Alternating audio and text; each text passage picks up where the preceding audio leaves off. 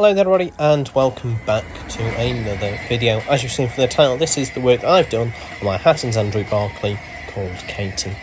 Now, this real life locomotive actually holds a sentimental place in my heart because I used to do some work down on the Churnick Valley when I was a little bit younger, and this locomotive itself, as in the Hattons model, was the first locomotive I bought, pre-ordered, with my own money.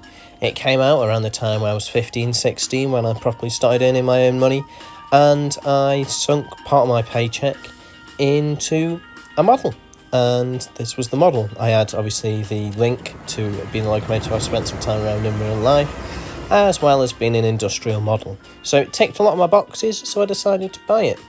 And as such, this locomotive held a very dear place in my heart, and why it took me so long to properly stick my teeth into modifying the model.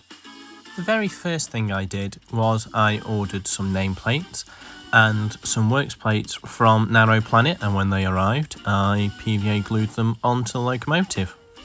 I decided to leave it for a bit.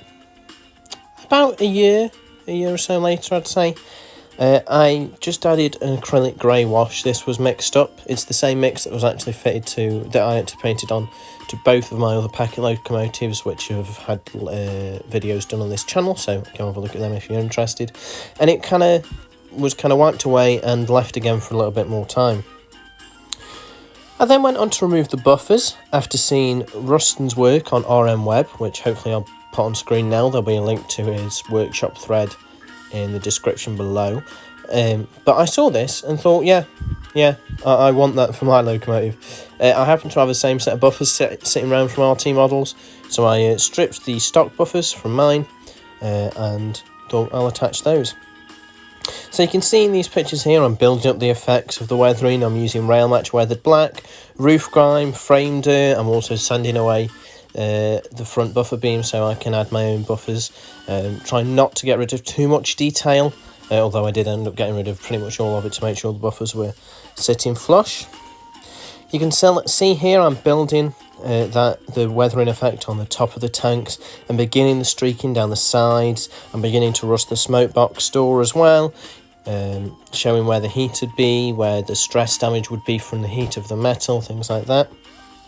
You can see here I've fitted it with the RT buffers, RT models buffers, and the back heads, really changing the look of the model. I can't over how much more heavy duty the locomotive looks just from a switch of buffers. I began to weather the buffer beams.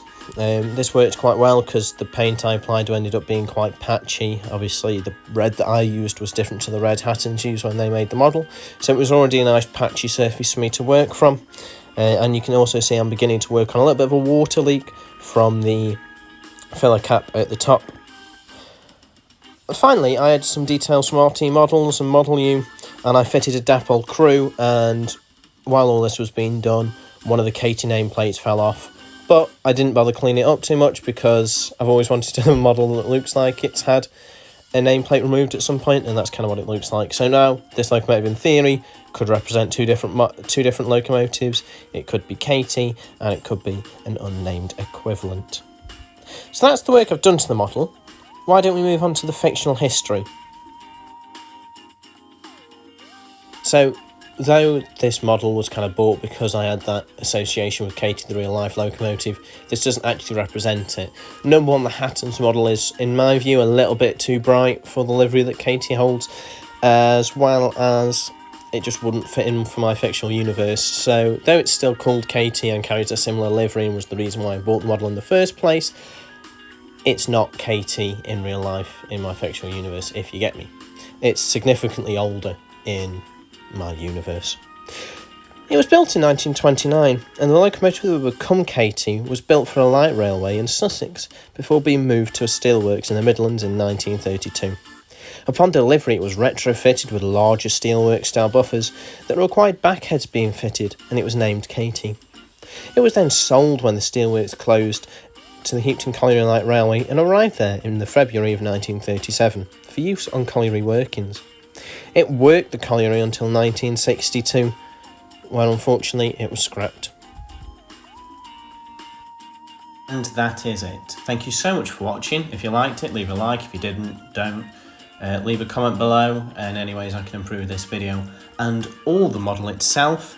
Go follow me on Instagram, that's Heapton Colliery, and I shall see you whenever I see you.